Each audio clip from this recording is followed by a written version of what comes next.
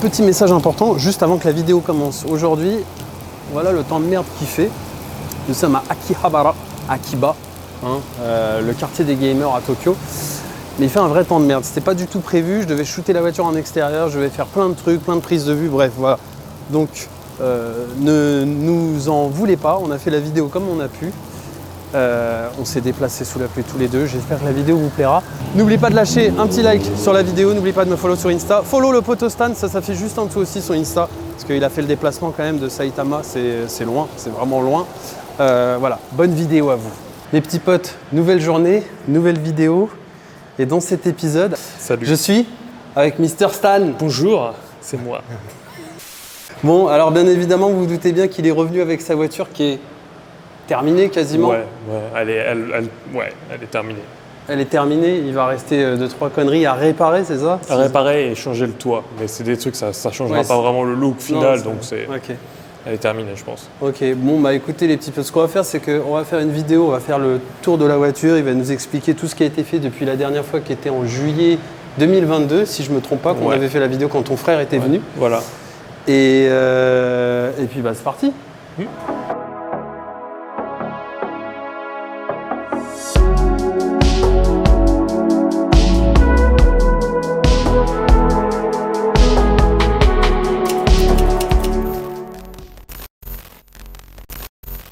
Donc voici l'auto. Ah, ça fait une belle miniature ça. Voici l'auto. Honda Civic EE9 en Europe, enfin en France, je sais pas dans les autres pays. Si, je crois qu'en Angleterre c'est EF aussi. Il y a EC aussi, visiblement. Alors là, ouais, bref, ne nous faites pas chier, c'est EF9 au Japon, basta, terminé, voilà. Donc vas-y Stan, c'est ton auto, donc qu'est-ce que tu as fait depuis la... Est-ce que tu te souviens quand tu étais passé en vidéo Je me souviens plus exactement ce que j'avais fait. Alors moi je me souviens que la voiture, elle avait la peinture d'origine, elle avait les 4 roues identiques, et le moteur, tu venais de l'avoir quasiment. Donc en fait, donc les ailes, c'est des ailes en FRP de 3 cm de large. Ça c'était déjà, mais elles étaient noires. De toute façon, la peinture est arrivée. Ok.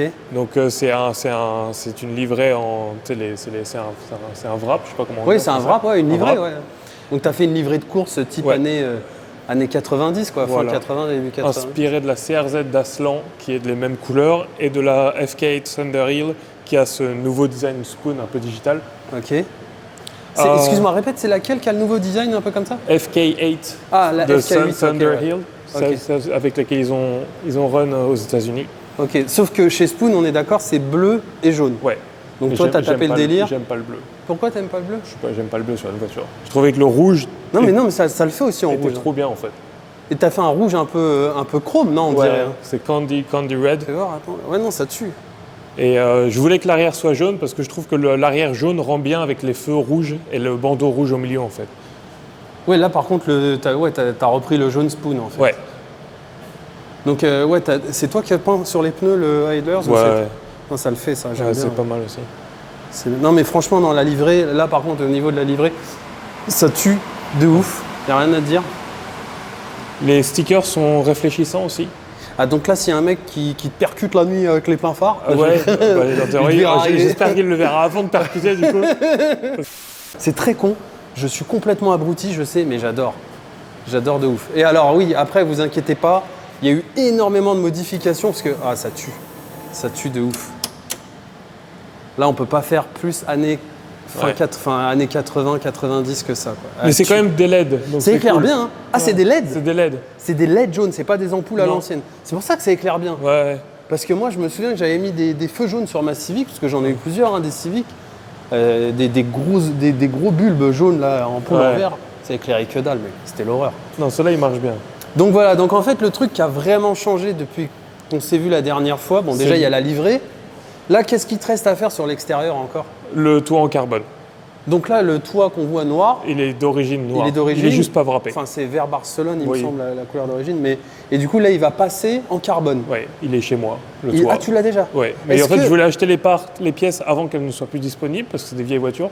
Et je me dis que je l'installerai plus tard, quand, voilà. Parce que là, le temps, tout ça, là, elle t'a fatigué, l'auto. Un peu là. Donc, je fais ça plus tard. Ouais. J'avais la même, hein. J'avais une F9 comme ça en France. Moteur refait, etc. Le capot s'est ouvert pendant que j'étais dans la bagnole à 160. J'ai eu la peur de ma vie, c'était... Et quand c'est arrivé, en fait, j'ai fait c'est bon, je la vends, j'en ai marre. Ouais. Ah ouais, j'en pouvais plus, mec. Moi, elle m'a fatigué cette auto. Pourtant, j'adore ces caisses, hein. Mais elle m'a fatigué. 89, 34 ans. Bah oui, je sais. C'est déjà ouf qu'elle roule encore, en fait, tu te dis quand même. Et qu'elle roule bien en plus, hein, et sur circuit en plus. Ouais.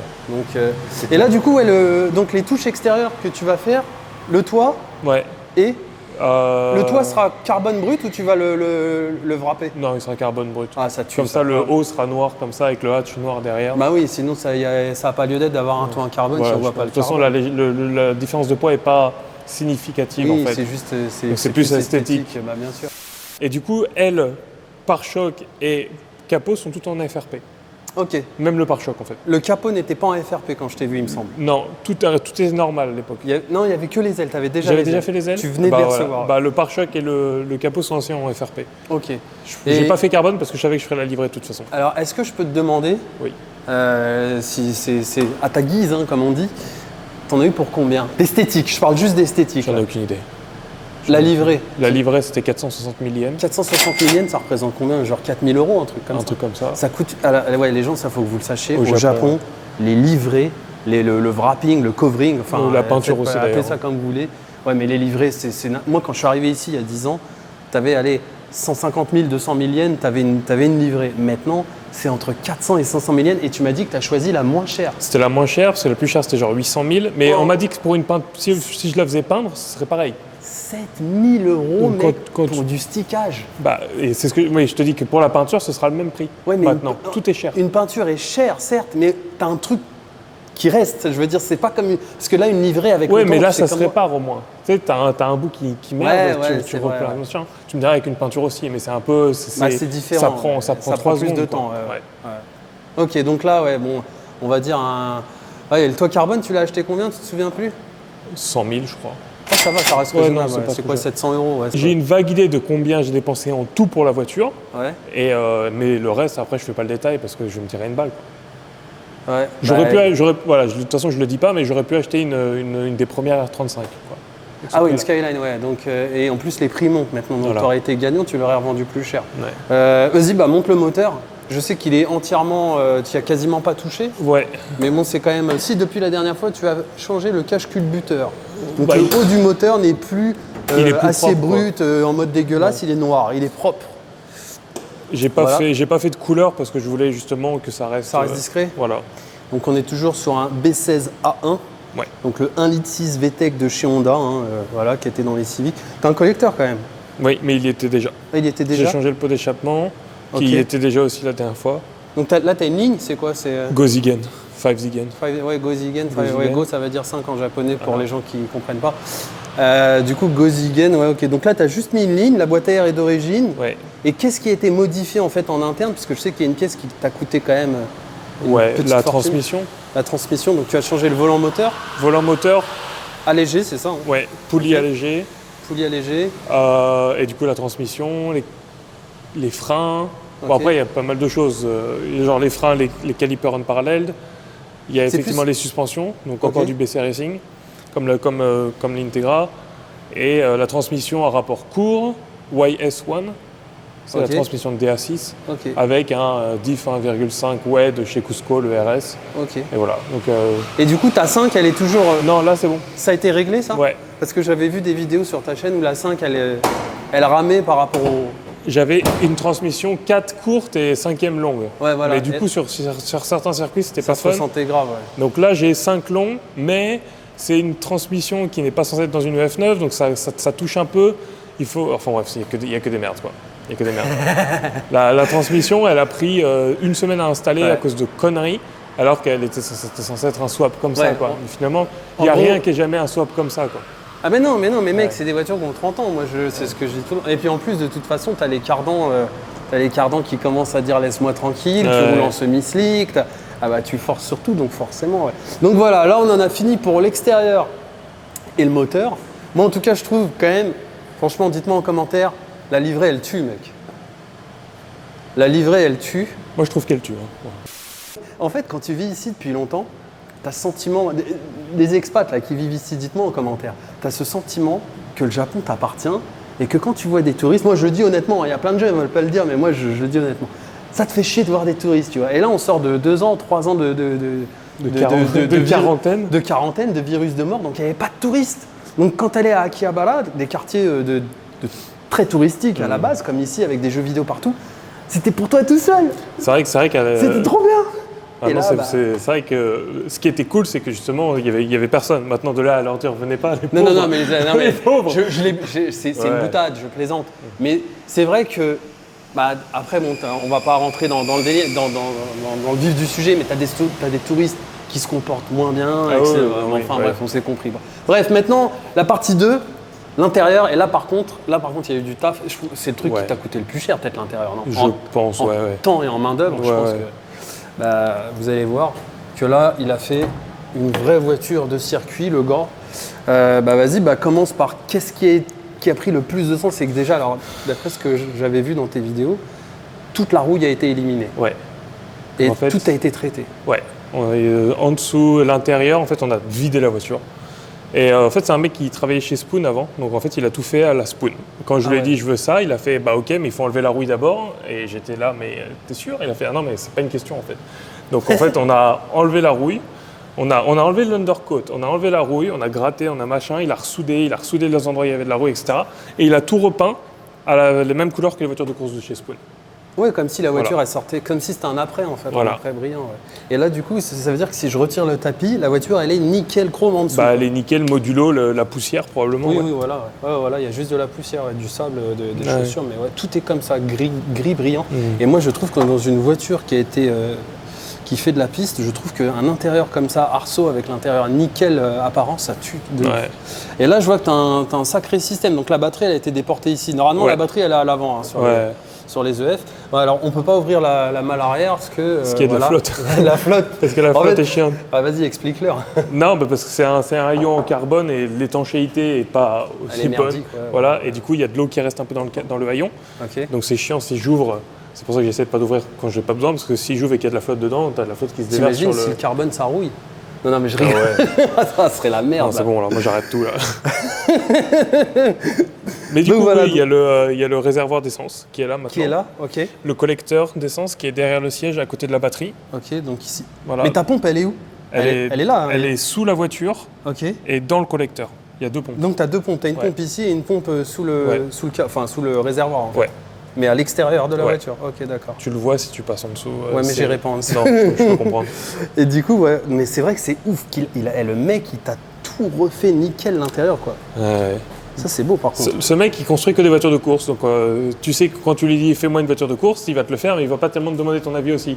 Il a fait à sa façon. Ouais, mais. Moi, je lui ai dit je veux ça. Il a fait ok, mais on va aussi faire ça. Mais le portefeuille, il a fait à sa façon aussi, du coup. Bah ouais. Mais je le savais. Hein. Vas-y, passe de l'autre côté, nous expliquer un peu à quoi ça sert. Je sais que je ne le ferai qu'une fois. Non, mais au moins, il y a. Alors, vous avez vu, on a. Dashi, il a fait les choses bien, il a mis le néon. Au moins, on voit bien. Non, mais il y a un truc qui est vrai, c'est qu'au moins, tu l'as fait une fois et tu sais maintenant que faut pas le refaire. Non, c'est clair. Voilà. Moi, j'ai fait la même connerie. Quand on est passionné, à moins que tu sois multimillionnaire et que tu aimes vraiment les Honda Civic. Alors, vas-y, qu'est-ce qui a été modifié? Alors, par exemple, tiens, on va commencer. Donc là, tu as mis des manos. Je crois qu'ils étaient déjà là, les manos, il me semble. Non, il y avait la clim normale. J'ai tout viré. Donc j'ai le chauffage ici que je peux modifier avec ce truc en carbone qu'il a fait là. Il a tout fait en fait. Il a tout fait intégralement en carbone. C'est du vrai carbone, c'est 3 mm d'épaisseur.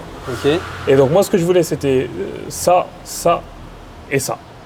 Et après, voiture de course. Voilà, c'est ça. Donc là tu as un coupe. Le machin, ça c'est l'ignition. Donc là c'est quand tu mets le contact avec la clé, c'est le bouton du contact en fait, plutôt que ce soit une clé. La première pompe qui est sous la voiture, la deuxième pompe qui est dans le collecteur. Tu amorces les pompes, voilà. Qui elle ne tourne que quand on a ça. Vitec pour activer et désactiver Vitec. Quand je suis sur l'autoroute avec la transmission à rapport court et que je veux pas de Vitec, c'est plutôt sympa. Accessories, c'est juste pour tout ça en fait. Pour t'as light ici quand même. Oui, j'ai ici quand même. Et là tu démarres. Voilà. Et là, je sais pas si vous vous rendez compte, les gens, mais là, le passager, en fait, regardez, je vais vous montrer, il est assis là, et juste là, il y a la deuxième pompe, et ça fait un bruit. Et en fait, ça s'entend de ouf, tu vois. Bon, maintenant, tu roules pas tous les jours. Non. Tu t'en sers pas tous les jours. Et puis moi, je m'en fous. Ouais, voilà, oui. Toi, tu kiffes. Habitué. Et du coup, ouais, donc les compteurs ont dégagé, et puis voilà, plaque en carbone, et vas-y, mets juste le contact. Là, voilà. Mais t'as gardé le chauffage quand même, ça c'est bien. Là. Ouais. Non, mais il a fait un truc de ouf, le mec. Là, il y a combien d'heures de travail là en tout? En main d'œuvre par rapport à l'intérieur? Il y avait 2 mois et demi, je crois, en tout. Oh la vache. Ouais. Il n'avait pas fait l'extérieur. Donc c'était 2 mois et demi avec la transmission à rapport court, la première. Donc là, ouais, il a traité la roue, il a déblacksonné. Donc le blackson, c'est l'espèce de peinture goudronnée. Ouais. Ça, c'était bien chiant, ça. Maintenant, il y a une technique avec... ils le font geler pour l'enlever et ça s'enlève en plaque énorme.